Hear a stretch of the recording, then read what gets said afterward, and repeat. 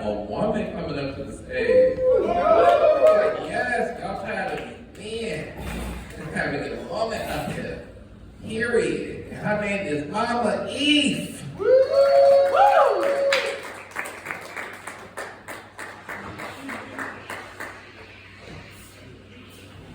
What's going on, fuckers? Let's go! Alright, so 2 people are fucking. Now I know my audience. Real tense crowd in here. Real tense crowd.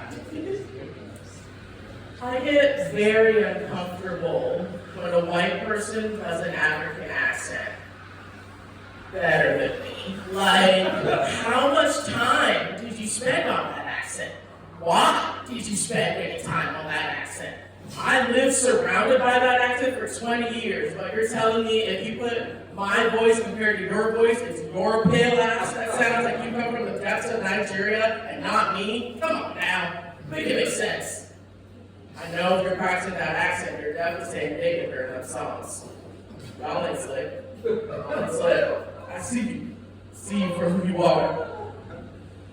There is a belief amongst Black Americans that Black Americans and Africans don't like each other.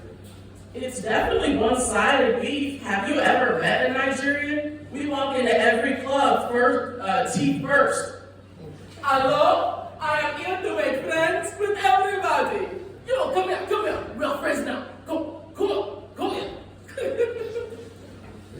Or tickle me. Tickle Nigerian too. Y'all are just too pale. So I deal with a chronic pain condition, and dealing with it every now and then, it really feels like I'm a toddler again. Here's what happened in physical therapy. Look, Rebecca, I can sit up without grunting. This girl looked me dead in my eyes and went, "Good job!" And if I wasn't the damn proudest toddler in that group, now where's my lollipop and stick? I done did that shit. Carl can't do that shit. He can't do nothing without that hip replacement surgery. Nice. Where is my lollipop? Dealing with chronic pain, every now and then I do need my cane, and some days I don't. And so when I go to open mics, sometimes I'll bring it if I need to. I made a mistake of bringing it one time, and as soon as I walk in the door, a fellow comedian goes, "Evie, what happened? Did the diabetes finally get to you?" Bitch! God damn! How are you gonna call a woman an obese ass motherfucker as soon as I walk in the door? Like, let a bitch take her coat off first before you call her a fat fuck. God damn.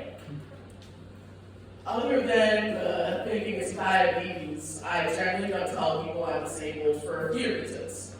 1, they either think I'm lying. 2, they assume it's BTS, big titty syndrome.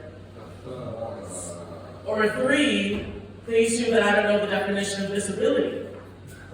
Like I dare you to look me, my service dog, in the eye and tell us we don't know the definition of disability.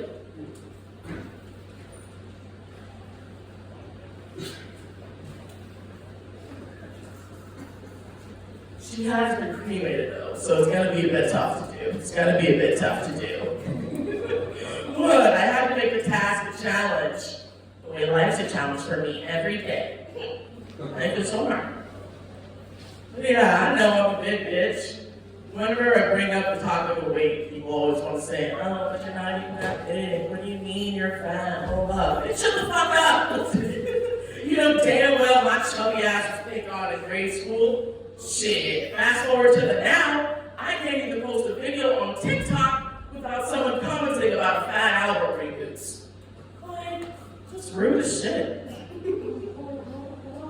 I'm so big, I've given up on trying to find out my bra size. So is Target, honestly. Once you get down to the 44 double Ds, the numbers just stop. I'm like, okay, so I guess the only information me or Target has is that I'm an extra large. That's it. That's all the information I have.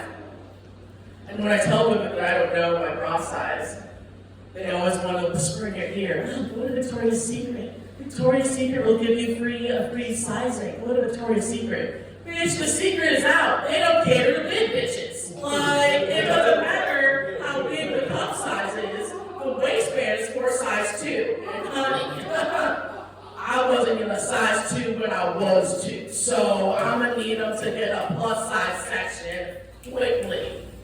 With a quickness. What did I have here after being a big bitch? Yeah, have you ever been so broke you had to put your weed on layaway? Yeah, thank you for the damn. That's exactly how I feel. I know my dealer is tired of my ass.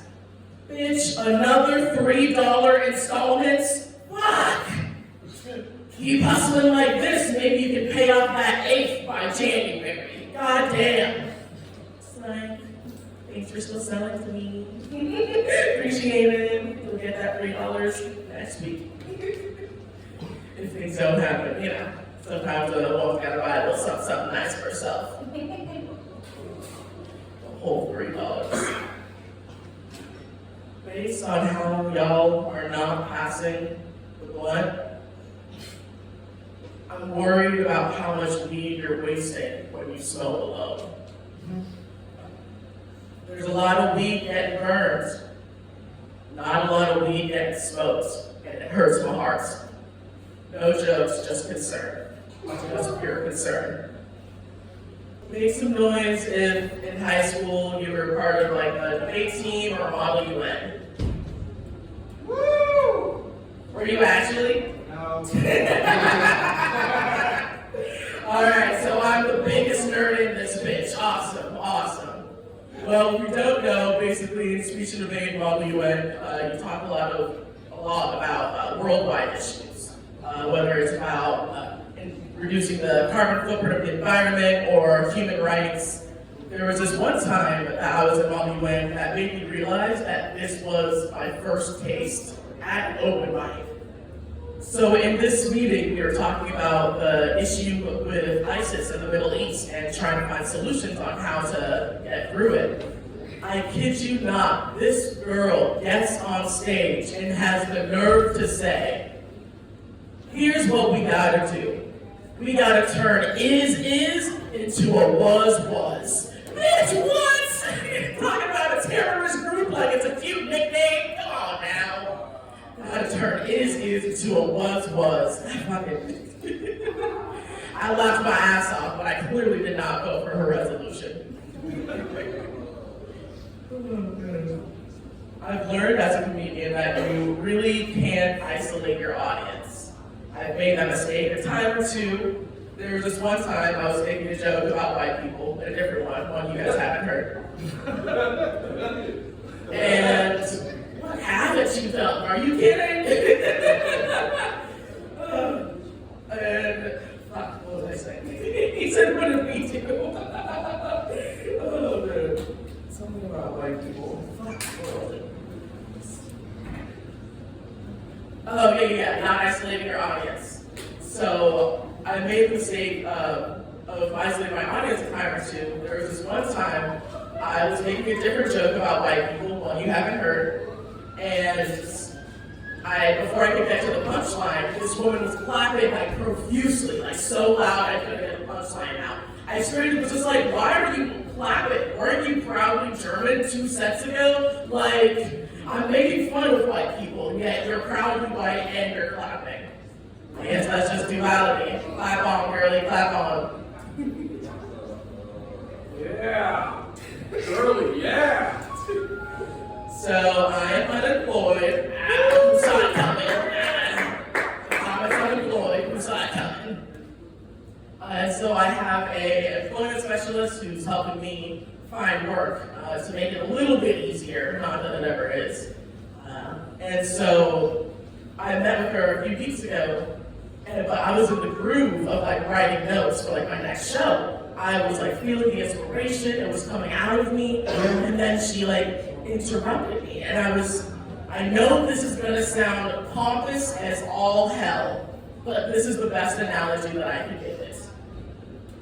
Imagine if Dave Chappelle, or whatever comedian you think is great, I'll just use Dave Chappelle, was writing his next jokes for a special, like pure gold to paper.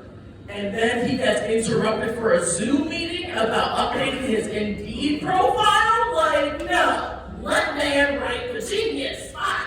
Let it be.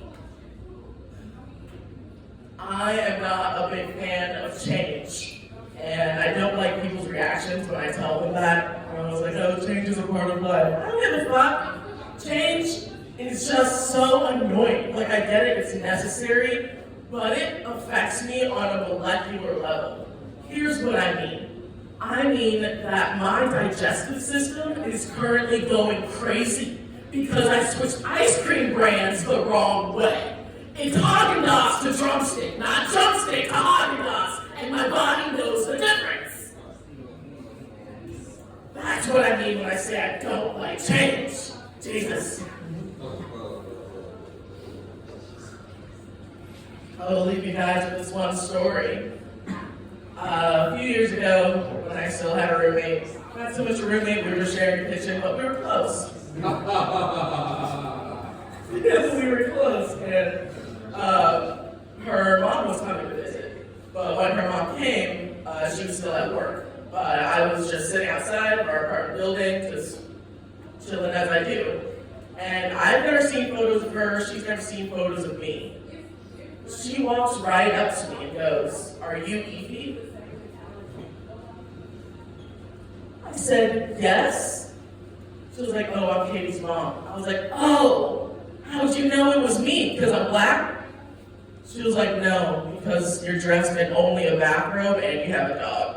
I was like, "Excuse me? That is the most damn accurate description I ever fucking heard." Yeah, you got me good, Carol. You got me good. Thank you guys so much. I'm